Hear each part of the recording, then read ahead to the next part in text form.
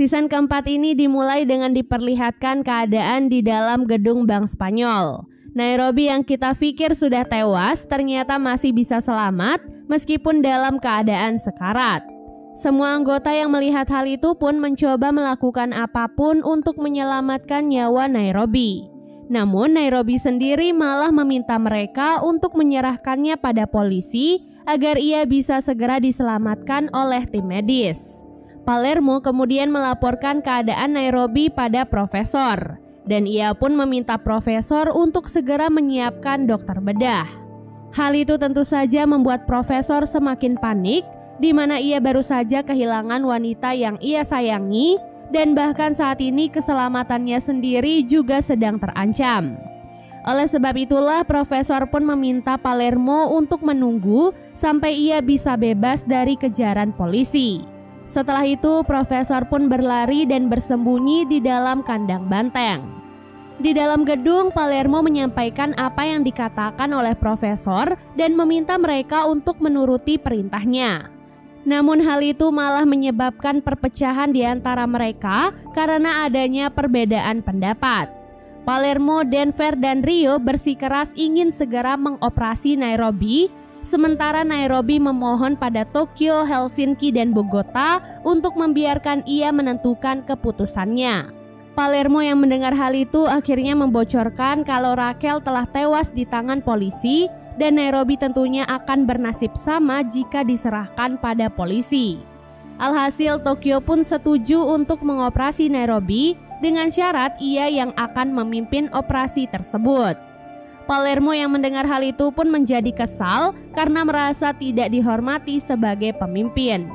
Di sisi lain, Angel dan pasukannya kini sudah semakin mendekat ke tempat persembunyian profesor. Profesor pun langsung menelpon salah satu rekannya yaitu Marseille untuk melakukan rencana Hamelin. Di mana rencana Hamelin dilakukan dengan cara profesor akan sengaja menelpon ke kamp polisi dengan menggunakan bantuan Marseille. Nah, Marseille di sini akan bertugas untuk membawa telepon yang disambungkan ke profesor sejauh mungkin agar pihak polisi mengikuti jejak sinyalnya. Dengan begitu, saat Tamayo menangkap sinyal teleponnya, ia pun langsung meminta Angel untuk pergi ke lokasi Marseille saat ini. Dan otomatis profesor pun akan selamat dari kejaran para polisi. Setelah membawa telepon itu sejauh mungkin, Marseille kemudian sengaja membuat dirinya kecelakaan dan menyiapkan jebakan agar polisi mengira kalau profesor benar-benar mengalami kecelakaan. Setelah semuanya aman, barulah Marseille pergi ke tempat profesor untuk menyelamatkannya. Tak lama kemudian, Angel dan pasukannya pun tiba di lokasi kecelakaan dan menemukan bukti-bukti yang menunjukkan kalau mobil itu benar-benar dikendarai oleh profesor. Sementara di dalam gedung, Tokyo memimpin operasi pada Nairobi dengan instruksi dari seorang dokter melalui sambungan video call. Namun di tengah operasi itu, Tamayo mendapatkan informasi tentang sinyal internet di dalam gedung, sehingga ia pun meminta anak buahnya untuk memutuskan sinyal tersebut. Hal itu tentu saja membuat sambungan telepon terputus, sehingga Tokyo dan yang lainnya terpaksa melanjutkan operasi tanpa bantuan dokter. Tak disangka dengan sedikit pengalaman yang ia miliki, Tokyo pun berhasil mengeluarkan peluru dari tubuh Nairobi dan menyelesaikan operasi dengan cukup baik. Namun setelah itu, kegaduhan tiba-tiba terjadi saat mereka mengetahui kalau Palermo berniat keluar dari gedung bank. Ia memutuskan untuk tidak melanjutkan perampokan itu karena merasa tidak dihargai lagi sebagai pemimpin. Tokyo dan yang lainnya yang melihat hal itu pun langsung menghentikan Palermo. Namun Palermo mengancam jika mereka tak membiarkannya keluar, maka ia akan meledakkan tempat itu dan membuat mereka semua tertangkap. Karena Tokyo dan Palermo sama-sama keras kepala, jadi Helsinki pun mengalah dan mencoba menenangkan Palermo. Setelah itu, Tokyo pun melaporkan apa yang sudah terjadi pada profesor dan mengatakan kalau ia akan menahan Palermo karena sudah membuat keributan. Profesor yang mendengar hal itu pun marah pada Tokyo, karena jika Palermo ditahan, maka semua rencananya akan berantakan. Mengingat semua rencana perampokan adalah ide Palermo dan Berlin, jadi hanya ialah yang paling tahu semua hal tentang perampokan itu. Apalagi dalam keadaan Nairobi dan kematian Rachel, Profesor sangat berharap mereka tetap bisa menyelesaikan perampokan dengan baik. Kemudian Profesor pun menceritakan tentang bagaimana detik-detik kematian Rachel pada Tokyo. Nah, saat Profesor sudah menceritakan semuanya, Tokyo menyadari ada sesuatu yang janggal, di mana Profesor tidak melihat secara langsung kejadian yang sebenarnya, jadi mungkin saja tembakan yang ia dengar hanyalah kamuflase agar Profesor terkecoh. Profesor yang mendengar hal itu pun akhirnya sadar dan berpikir kalau saat ini Rachel mungkin saja sedang diinterogasi di kamp kepolisian. Dan benar saja, Rachel saat itu sudah dibawa ke kamp polisi untuk diinterogasi langsung oleh Sierra. Di sana, Sierra mencoba menghasut Rachel untuk membenci Profesor. Ia berkata kalau Rachel bekerja sama dengan polisi, hukuman yang ia dapatkan tentu saja akan dikurangi. Tapi jika ia setia pada Profesor, maka ia nantinya akan dipenjara, sementara Profesor masih bisa menjalani hidup dengan bebas dan mungkin saja menemukan wanita lain. Hal itu pun membuat Rachel mengingat semua perdebatan dan perkelahiannya dengan Profesor. Sementara di luar kamp polisi, Profesor dan Marseille menyusup di antara para pendemo untuk melihat situasi di sekitar kamp polisi. Dari pengamatannya, ia yakin kalau saat ini Rachel benar-benar masih hidup dan sekarang sedang berada di dalam kamp kepolisian.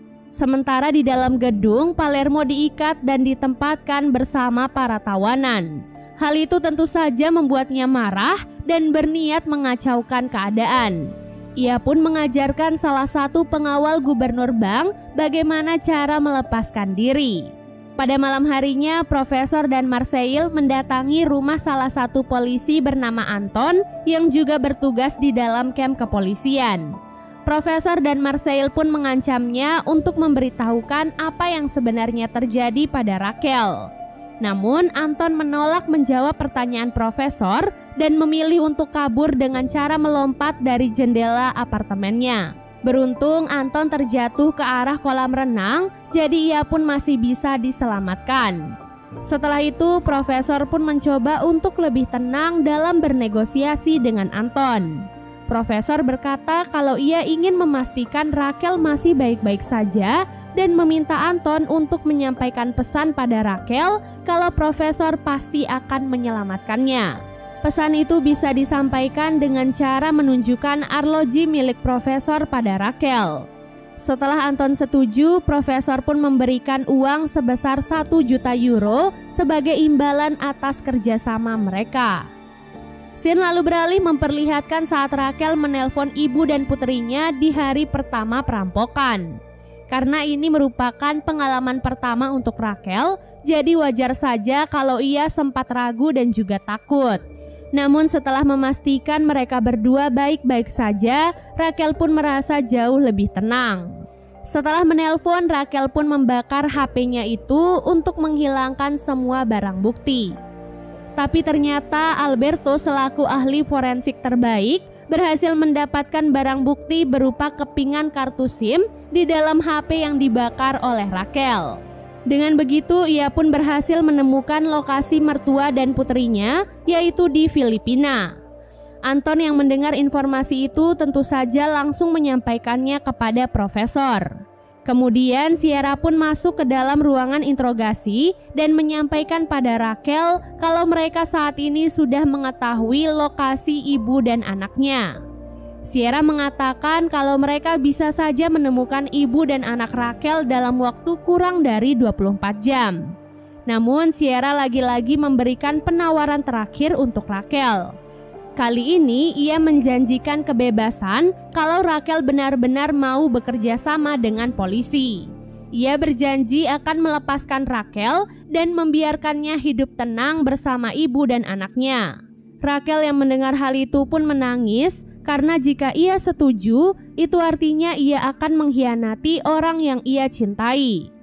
Namun saat Rachel benar-benar akan menelpon Profesor, Anton masuk ke dalam ruangan membawa kopi sambil menunjukkan arloji milik profesor. Di dalam gedung, Palermo tidak menyerah untuk membantu pengawal bernama Gandia untuk bisa membebaskan diri. Ia pun menyarankan agar Gandia membebaskan diri saat giliran Rio berjaga. Karena dari sepengetahuannya, Rio tidak akan mampu menembak siapapun. Dan benar saja saat giliran Rio berjaga, Gandia nekat mematahkan jarinya agar ia bisa melepaskan diri dari borgol. Rio yang melihat hal itu tentu saja hanya bisa teriak, namun ia tak berani menembak Gandia sampai Gandia pun akhirnya berhasil kabur. Scene lalu beralih memperlihatkan flashback 5 tahun yang lalu. Saat itu Berlin datang ke Bank Spanyol dengan menyamar sebagai petugas keamanan. Di sanalah ia pertama kali bertemu dengan Gandia, sang pengawal gubernur bank.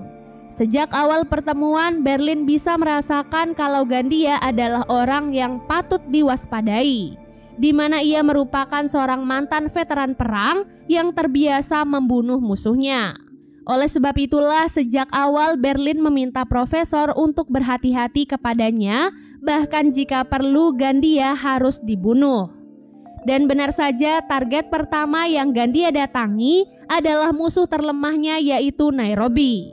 Di saat Nairobi luput dari penjagaan, ia pun datang dan membekap Nairobi. Nairobi pun terus memberontak dan bahkan menusuk leher Gandia berkali-kali dengan jarum suntik. Beruntung seorang tawanan melihat aksinya dan membuat Gandia kabur dari tempat tersebut. Tokyo dan Helsinki yang mengetahui kebebasan Gandia langsung berpencar untuk mencarinya. Namun Gandia ternyata cukup cerdas sehingga ia bisa menjebak Helsinki dan mengambil senjatanya. Tokyo yang melihat Helsinki tergantung langsung memanggil Bogota untuk menyelamatkannya. Setelah semua kejadian itu, mereka semua pun menyalahkan Rio atas semua kekacauan yang terjadi. Namun profesor mencoba menengahi masalah itu dan mengingatkan kalau Rio bukanlah seorang pengkhianat.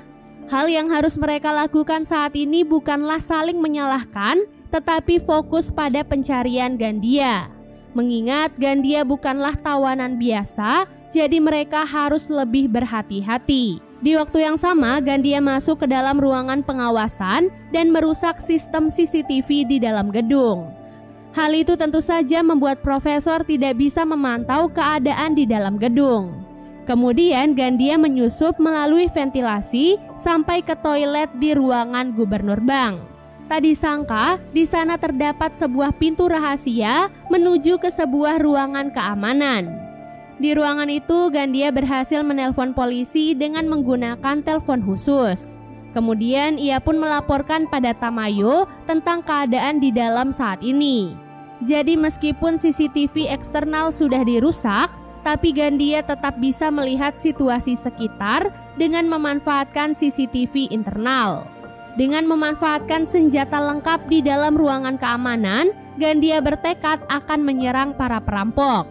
Anton yang mendengar percakapan itu langsung melaporkan hal itu pada profesor.